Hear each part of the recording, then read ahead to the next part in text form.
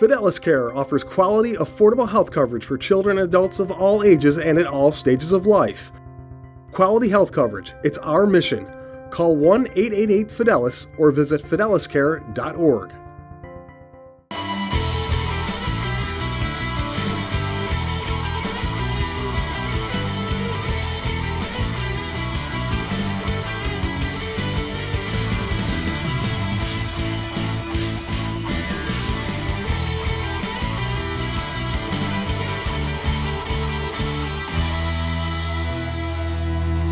Hello everybody and welcome to the Fidelis Care College Sports Beat. I'm Dave Yates. Happy New Year from all of us and welcome 2017 with a look back at the best of 2016. And we'll start with the honor roll of local college female athletes brought to you by M&T Bank. At M&T Bank, we're listening, learning, and working hard to understand what's important to Western New York. It's what we've been doing since 1856. M&T Bank, understanding what's important. At number 3, it's Bella Matrevsky of the Roberts Wesleyan soccer team. She was named a Division II All-American for the third time as she wrapped up her senior year with 10 goals, 6 assists, and a trip to the ECC semifinals. At number 2, Emma Jones of RIT Cross Country became the first All-American in program history by finishing 34th at the NCAAs. Emma was named to the All-Liberty League and All-NCAA Atlantic Region teams for the 4th straight year and holds the RIT record time in the 6K. And topping the list is Lindsay Thayer. She was named the St. John Fisher Female Athlete of the Year, and her sophomore year on the softball field was one to remember. Fisher records with 31 wins, 467 strikeouts, 16 complete games, and 8 one-hitters. She led Fisher to its first 40-win season and a first-ever trip to the College World Series. Time now for one of our best stories from the calendar year and our local college female spotlight athlete of 2016, brought to you by Ralph Honda. This week's Athlete of the Week brought to you by Ralph Honda, where they've been doing it right for 3 generations. Visit their new showroom or find your next car online at ralphhonda.com. Geneseo endured a terrible tragedy this year, but the Knights continued on, finding strength through the example of their teammates like Lea Sobierski. From February 2016, here's Bill Pucko.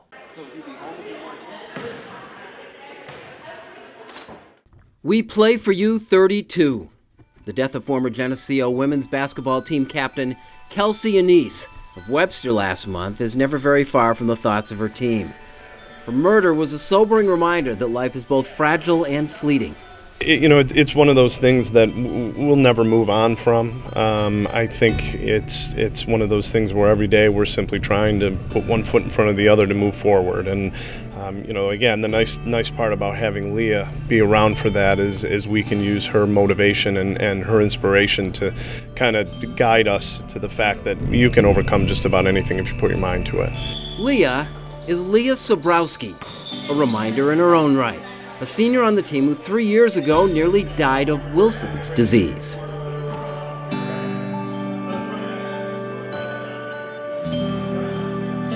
It's a rare genetic liver disease in which my liver didn't have the right protein that processes copper that you intake, and it just kind of been building up and poisoning my liver since I was born, but you don't really show signs of it until it's pretty bad. In March of 2013, Sobierski moved to the top of the transplant list with about 48 hours to live. My life was kind of put on hold. Everything else around me, all my peers were going on. But I tried to remain hopeful and positive the whole time through because, I was forced to deal with this. I didn't have a choice, and I tried to take it with a positive attitude. And, I had times where I was scared, but I never didn't think that I wouldn't be here today where I am and be able to play basketball again and come back to Geneseo. The gift of life provided Sobierski a second chance, back at Geneseo and back to playing basketball for the Blue Knights. Despite missing the better part of 2 full years, Lea was granted a medical waiver and had a year of eligibility restored, and she's making the most of every minute. My scar is a constant reminder, and just being on the basketball court, there was times, where practice before, it's like, I have to practice for 2 hours, but, today it's like, I'm so lucky and grateful to be able to play the sport again and just to be here. And so, I love it. Even if it's a hard day or I'm not doing well, that's, sometimes I have to take myself back there and be like, Lea, look, you're here, you're doing what you love with your friends. And so I'm just, I love to be here. And so, every day I'm grateful and lucky. The donor isn't known. As a means of thanks, Sobierski became a high-profile advocate and spokesperson for organ donation through upstate New York transplant services. It's about the life-saving benefits of organ donation. Less than a year ago, I was placed on the transplant waiting list because a rare genetic disease destroyed my liver. I'm alive today because someone took the time to sign up and become an organ donor. Back at Geneseo, Lea remains an enduring example of perseverance and inspiration on a campus and on a team that needs to be reminded that good things happen to good people too. I tell people all the time the greatest thing about Lea is that she was able to overcome incredible odds and utilized her, her passion for her teammates and love of the sport to be able to overcome those odds. And if she was able to overcome that, what it does for us moving forward as a team after all we've been through, we can get through just about anything. Every day is a good day, Even if it's a bad day, I'm still here, and I try to, take my approach, and hopefully I have an effect on my teammates or other people, and, there's a reason I went through this, and I love to, use my story as a way to spread awareness on organ donation, and so if I can keep doing that, I'm just so happy. From SUNY Geneseo, Bill Pucko for the Fidelis Care College Sports Beat. When we return, J.C. DeLass welcomes Brockport Gymnastics coach John Feeney into the Coach's Corner. And later on, Kim Bernson has our Scholar Athlete, brought to you by Dave. We've got that and more when the Fidelis Care College Sports Beat returns.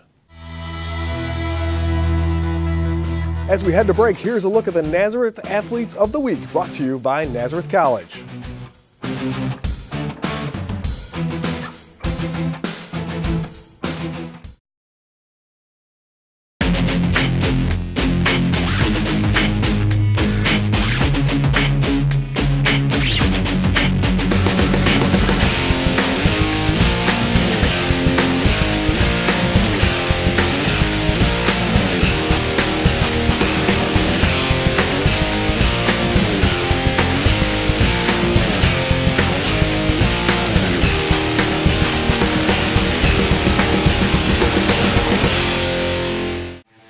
As we come back from break, here's a look at the Geneseo Athletes of the Week, brought to you by SUNY Geneseo.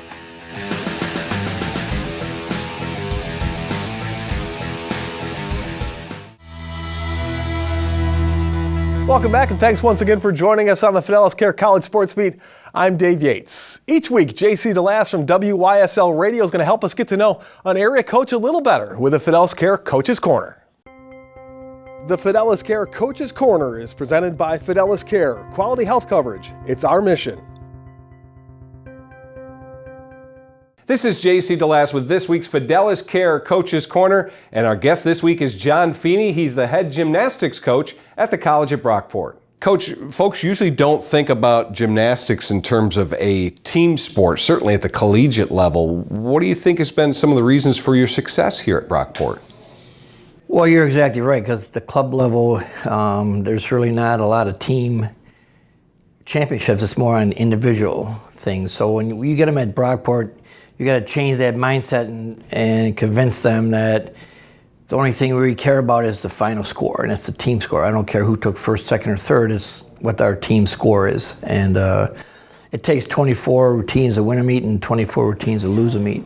So you have to get that mindset. Sometimes it takes a year or two for the freshmen to understand that, we root for each other and do well. And, we've changed that mindset. We've had a lot of success with that, so it's been fun. Coaching at this level, is it more about fine-tuning the skills that they already have, or are you really teaching and trying to build up what they bring to the table?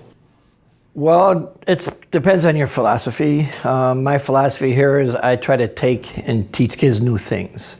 I have one of the best facilities in the country by far. It's better than Division II around here in the East. It's better than a lot of Division I programs.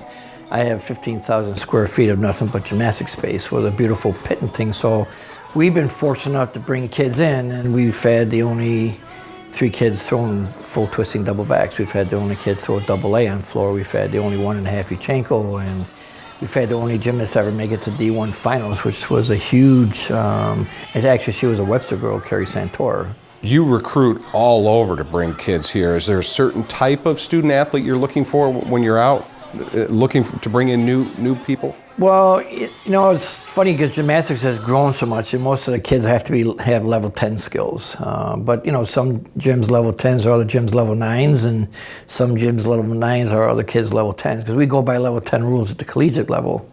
But when I go look at a kid, I want a kid that wants to be a team player, and somebody that's, what can I do to help the team versus what I can do to help me?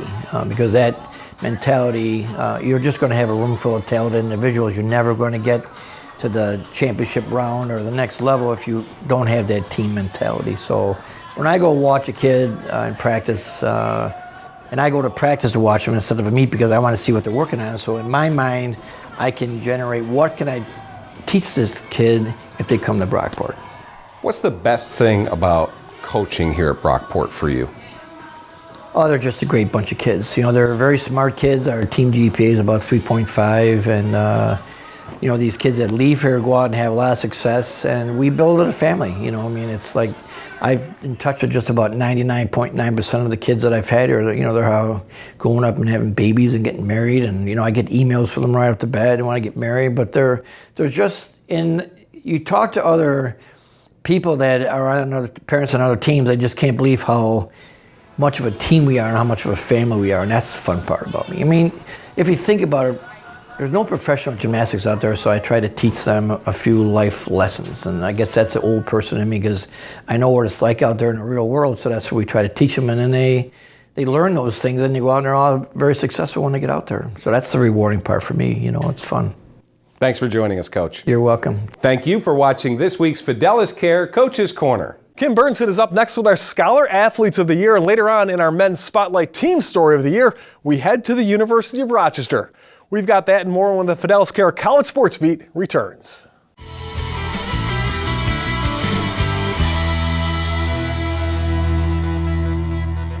Before we go to break, here's a look at the RIT Athletes of the Week, brought to you by the Rochester Institute of Technology.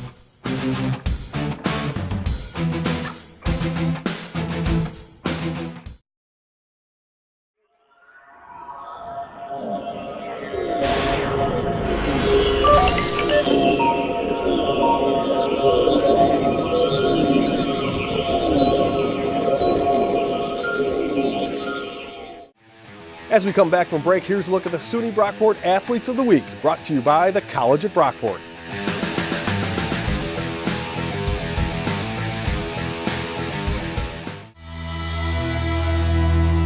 Hello everyone, and welcome back to the Fidelis Care College Sports Beat. I'm Kim Burnson. It's time now for our Scholar Athlete, brought to you by Dave, Digital Audio Visual Environments. This week, we're looking back at some of the athletes we met in 2016.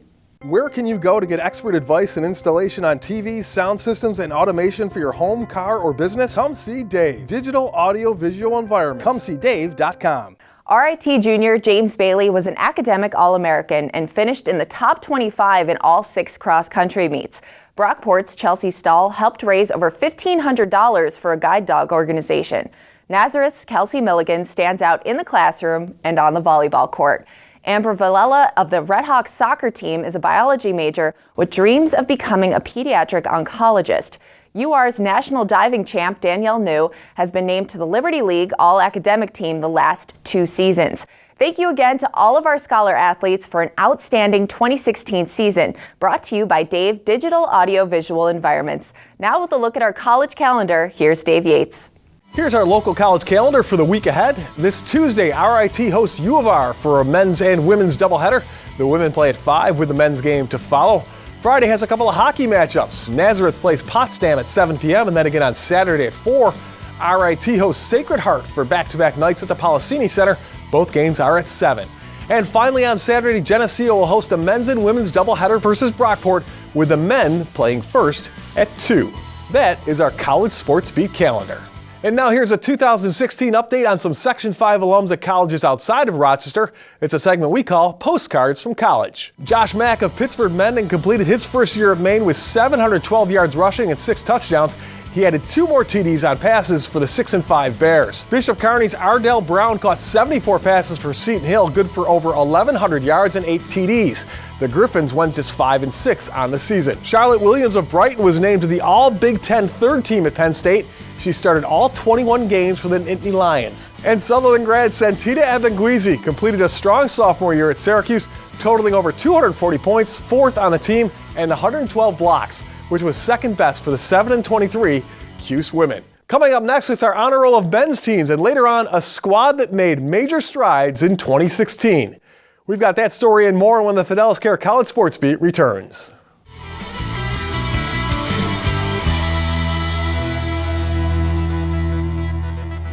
As we head to break, here's a look at the Roberts Wesleyan Athletes of the Week, brought to you by Roberts Wesleyan College.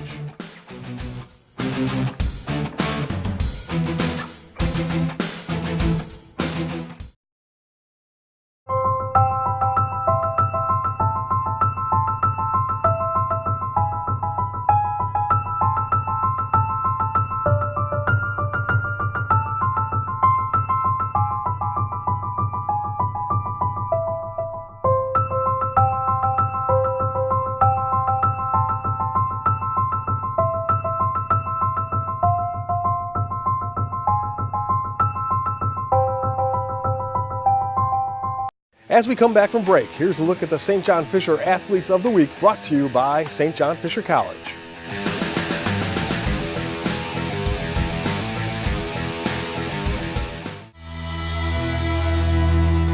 Welcome back. Happy New Year, and thanks once again for joining us on the Fidelis Care College Sports Beat. I'm Dave Yates. We are taking a look back at the best of 2016, and now our honor roll of local college men's teams for the year. At number 3, St. John Fisher men's soccer team. They made history this year, winning their first Empire 8 title and making their first NCAA tournament appearance. At number 2, the Nazareth men's volleyball team made a strong showing, battling into the United Volleyball Conference semifinals before losing to top seed New Paltz. Senior Tim Zybert earned first-team All-American honors for the 2nd straight year. And our number 1 team, Geneseo Hockey, in an emotional season advanced to the NCAA Frozen Four in Lake Placid. The SUNY champs won 20 games and earned several honors, including 3 All-Americans and a Co-Coach of the Year honor for Chris Schultz. And now it's time for our Spotlight Men's Team of the Year, and this was a dream season for the University of Rochester Squash Team, battling into the championship final of the Potter Cup versus Yale, a first for a program with a long history. Here's our story on the team from February.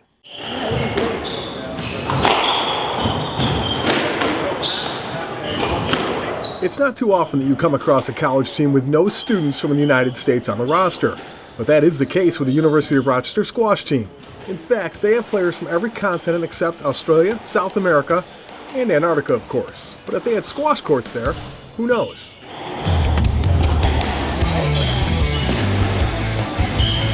It's not something that happened on purpose, but it has worked out well. I wanted to have this experience of having a bunch of international guys, because I think it's a great educational process for the guys to have. So they're friends now, so they travel all over the world to each other's countries. It wasn't our intention not to have any American players. We definitely wanted American players, but it's tough to get those guys because it's still an Ivy League sport a little bit. For the players, it has provided opportunities on and off the court that they never imagined they would have. I remember I was sat on the dinner table last week, and we had something like 12 countries represented with no Americans. So it's quite nice. You learn a lot about different cultures. I know some of the guys have visited each other at their respective countries, so it's really been great. Yeah. Being on this team that's just an entirely different mix of cultures is something that makes it incredibly interesting to play here and to train here. And at the same time, I think it sets us apart from other teams who we play and compete against, who are pretty much just American. And I think it's interesting, and it also gives us a little bit of an advantage because we're so diverse. For a lot of the players arriving on campus, this wasn't the first time they had met. Some had crossed paths during their younger days. First of all, I've actually known some of them through junior squash tournaments, because I travel a lot in my junior years, and I was looking forward to being taught by former number 4. I personally love it. It's a great experience, and it helps everybody having the chance to play against a different player every day. It gives definitely a big advantage, and I personally love it. I personally love the international flavor of the team. One of the reasons players from all over the globe wind up at the U of R is the man who leads the program. Martin Heath was a top international player. At one time, he was ranked 4th in the world. Oh, it's an inspiration every day because he can come out in about 5 minutes of warming up. He's the best player on the team. He'd be our number one in a heartbeat, and he's always got something to teach us. It's just incredible to watch him play. He's just a great guy as well. So, squash isn't a full NCAA sport. There aren't enough varsity teams to make it one. Instead, it's governed by this College Squash Association, which provides the opportunity for schools like the U of R to go head-to-head with some of the most prestigious colleges in the country, like Harvard, Yale, and Princeton. Not being an NCAA sport, but playing against some of the Ivy League schools and things like that, it's kind of a neat experience too, isn't it? It's amazing. It's amazing. We are a Division 3 school, but we are competing as a Division 1 level, so we loving it. Squash has been described by some as physical chess, a sport that requires to not only be in good condition, but also to plan and execute shots. And at the U of R, at least, it helps to have an atlas so you can find out where all your teammates come from.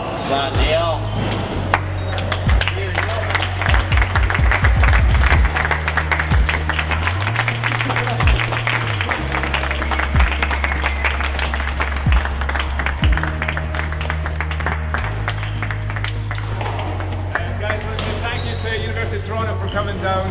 That's our last home match, so best of luck to you. Thanks everyone for watching and looking back at 2016 with us. And a special thanks to our sponsors, including Fidelis Care, for making the College Sports Beat possible.